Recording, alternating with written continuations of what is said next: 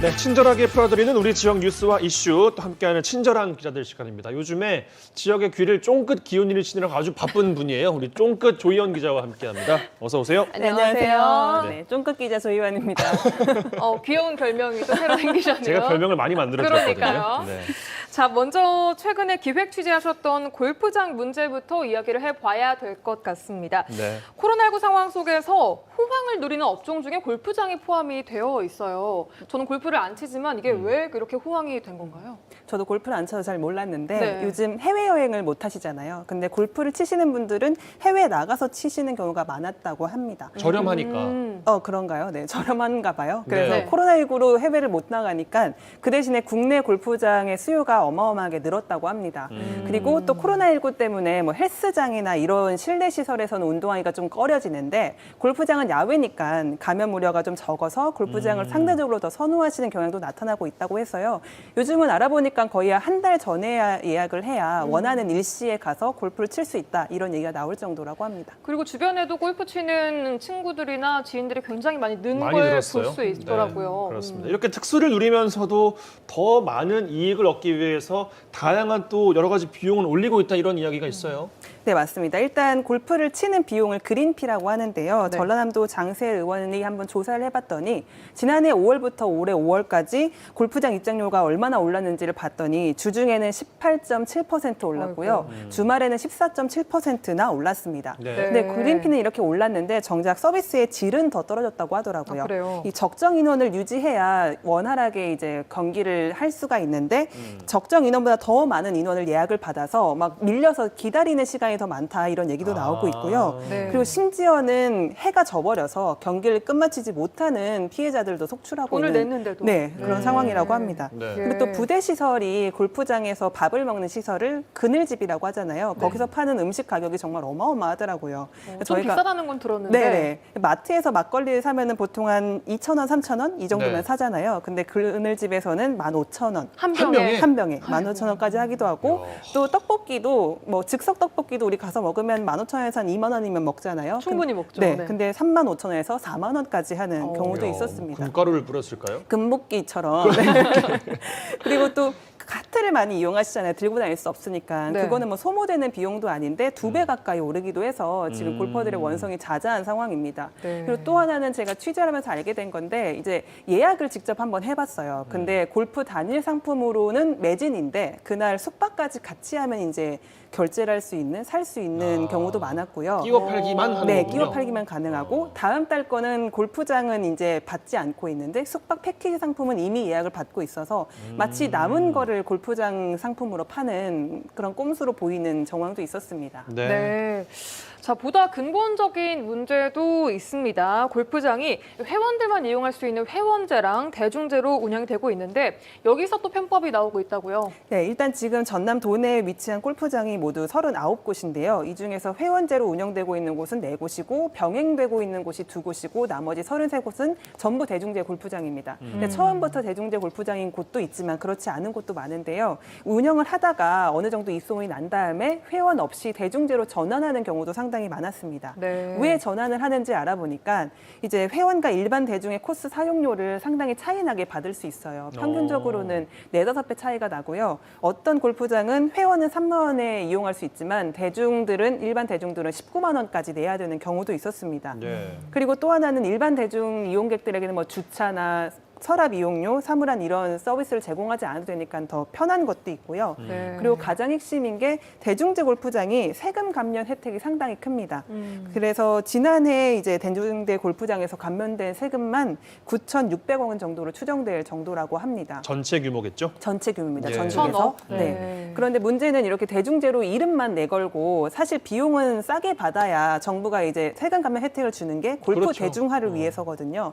근데 실제로 그린피 비용은 많이 받는 한 10만 원 더 이상 일반 대중제 골프장보다 떡볶이 4만 원 받고. 네, 그렇게 받아가지고 상당한 이익을 남기는 골프장도 상당히 많아가지고요. 지금 뭐 수도권보다 이 전라남도에 있는 골프장은 훨씬 저렴하다 이런 얘기가 많았는데 요즘은 뭐 수도권이랑 비슷하다 이런 얘기가 나올 정도로 상당히 이익을 많이 남기는 골프장이 많습니다. 네.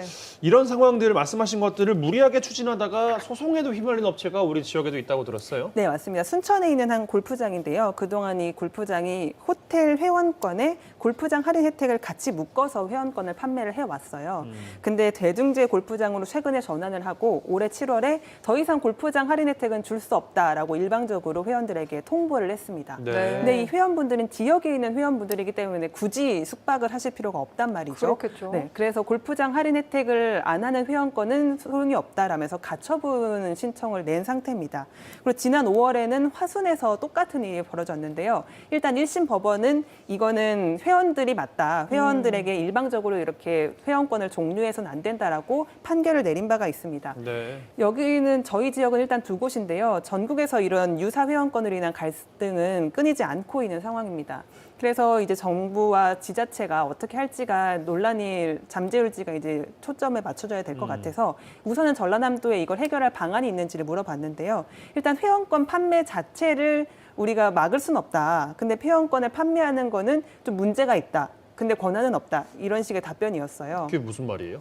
그러니까 정부에서 문화체육관광부에서 명확한 규정을 만들어줘야 우리가 규정을 이제 할 수 있다. 그러면서 조례 제정은 한번 검토해 보겠다. 이 정도의 답변만 저희는 받았고요. 네. 그리고 전라남도가 일단 지금은 문화체육관광부에 골프장 이용요금 심의를 통해서 상한제를 도입을 해주고 또 대중제 골프장의 영업 규정을 명확하게 마련해달라라고 요청을 해놓은 상태입니다. 근데 그거에 대한 답변은 아직 안 와서 조금 더 추이를 지켜봐야 할 것 같습니다. 네. 네, 골프장 문제 알아봤습니다. 다음 이슈 알아볼게요.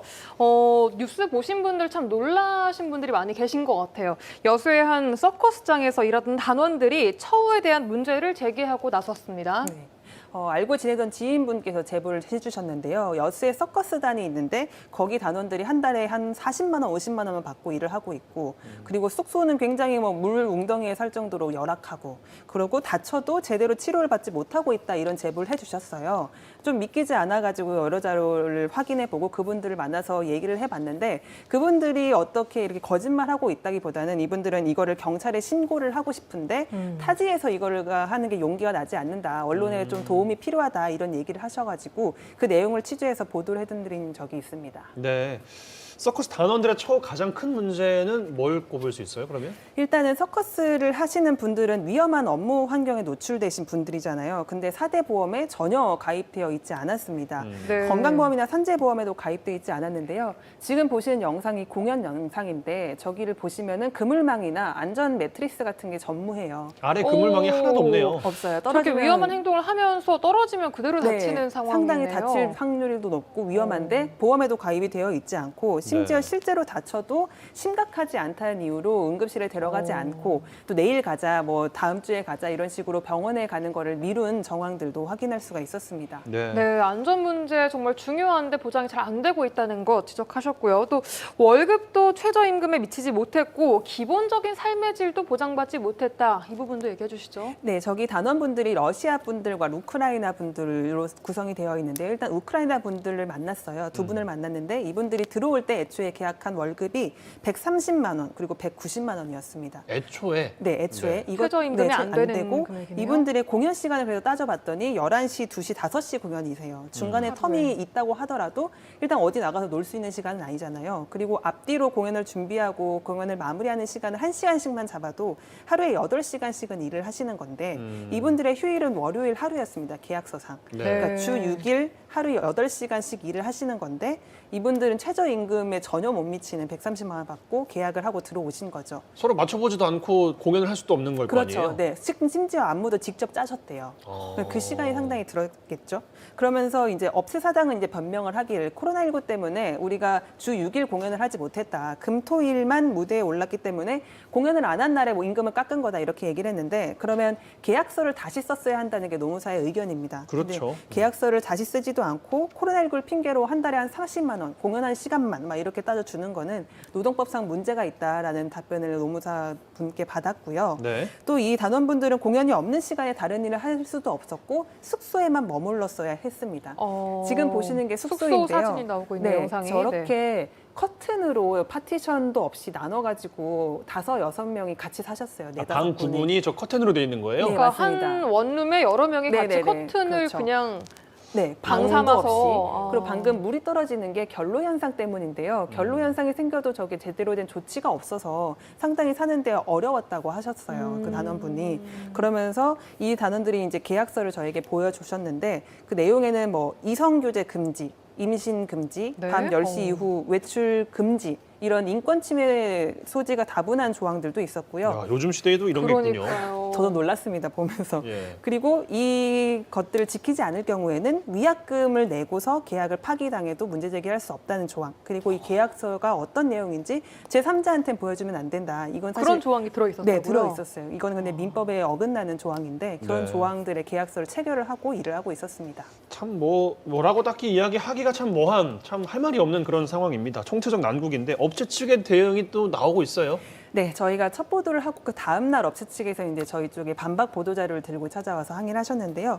이 보도 자료에 대한 재방 방문을 저희가 지난주에 보도를 해드린 적은 있습니다. 네. 근데 그 업체 측의 일단 주장은 이랬습니다. 첫 번째는 모든 공연자들은 건강보험에 가입돼 있다 이런 주장이었는데요. 네. 그래서 건강보험공단에 한번 확인을 해봤습니다. 그랬더니 최초 가입한 신고 접수일이 저희 보도가 나간 그 다음 날인 11월 23일이더라고요. 보도 나가니까 그 다음날 가입한 거네요. 부랴부랴 한 거네요. 근데 자격 취득일이라는 게 있는데 이거는 9월 19일로 되어 있었어요. 그리고 저희는 찾아왔을 때는 이제 그렇게 찍힌 날짜를 찍힌 건강보험 가입 증명서를 가져와서 가입이 되어 있는데 무슨 소리냐라고 했거든요. 그래서 노무사님께 여쭤보니까 이 자격 취득일은 그동안 미납한 보험료를 과태료처럼 내면 마음대로 설정할 수 있대요, 날짜를. 그래서 23일 날 가입해놓고 마치 전에 가입한 것처럼 꼼수를 쓴 거라서 보인다 이렇게 얘기를 해서 그거에 대한 반박이 될 수 있을 것 같습니다. 예. 그리고 또 보도 이후에도 여전히 건강보험만 가입을 한 상태고요. 뭐 산재보험, 국민연금 이런 거는 가입이 전혀 되어 있지 않은 일반 상황입니다. 4대 보험은 지금도. 안 돼 있는 거군요. 네, 네. 그래서 근데 업체 측이 쓴 계약서를 보면은 모든 보험료는 사용주와 사용자가 뭐 반씩 부담한다 이런 조항이 있거든요. 근데 보험에는 가입되어 있지 않았던 겁니다. 이건 조금 더 취재가 필요한 상황인데 실제로 보험료를 근데 징수해갔다면 문제가 될 수 있을 것으로 보입니다. 예. 그러게요. 그리고 업체 측은 또 임금을 자원들과 합의를 해서 자율적으로 지급했다라고 주장을 하고 있어요. 근데 노무사 분께서는 최저임금법은 외국인에게도 적용이 된다. 상호 합의하더라도 임금을 안 주는 거는 노동법상 어긋난다. 이런 의견을 주셨고요. 그리고 이 업체가 또 옆에 있는 유명 리조트와는 전혀 무관하다 이렇게 주장을 해왔는데 사실과는 좀 달라 보였습니다. 취재 결과 이 서커스단의 전 대표가 이 리조트의 이사라고 찍힌 명함을 뿌리고 다니고 있었고요. 지금 현재 대표랑은 부부 사이입니다. 어떻게 봐도 무관하지는 않아 보이는 정황이 그러게요. 있었습니다. 그것도 아까 보셨던 그 영상, 물이 떨어지는 영상 있잖아요. 결로 현상? 네. 저게 결로 현상이 아니고 공연 단원이 물을 부은 거다. 이런 주장을 하셨어요. 근데 저희가 보도에 쓴 영상은 하나뿐이지만 결로 현상으로 보기엔 너무 명백한 창틀에 물이 뚝뚝 떨어지고 건물 벽을 타고 흐르는 그런 영상들이 많아요. 그런 영상들을 보면은 좀 주장이 미약하지 않나 이런 생각이 들고요. 일단 그 업체 측에 저희에게 얘기한 건 언론중재위원회에 제소할 방침이라고 하는데 아직까지 연락이 온 건 없습니다. 그리고 업체 측이 지금 문제 제기를 한 공연자들이 숙소를 무단 이탈했다면서 출입국 사무소에 신고를 한 상태인데요. 그 단원과 업체 사장이 주고받은 메신저 내용을 보면은 업체 사장이 단원한테 나가라 그래요. 그런데 무단 근데 이탈했다고 무단 이탈로 또 지금 신청을 한 해놓은 거예요. 상태고요. 참. 공연자들을 명예훼손으로 고발하겠다라고 얘기해서 지금 저희와 인터뷰한 공연자분들은 변호사와 지금 법적 대응을 준비를 하고 있는 상태입니다. 네. 그리고 이 업체 측은 단원들과의 계약을 파기하고 새로운 단원을 추가 모집하는 공고를 냈는데요. 지금 보도가 나간 이후에는 내려진 상황입니다. 일단 그리고 지금 우크라이나 대사관 측에 이 단원분들이 신변 보호 이런 걸 요청을 하셔가지고 어떤 식으로 나올지는 조금 더 지켜봐야 될 것 같고 고용노동부가 일단 접수를 해서 수사를 할 것 같은데 그 이후 상황은 좀 지켜보고 취재를 할 예정입니다. 네. 네, 후속 취재도 기다려 보겠습니다. 조희원 기자와 함께했습니다. 고맙습니다. 고맙습니다. 고맙습니다.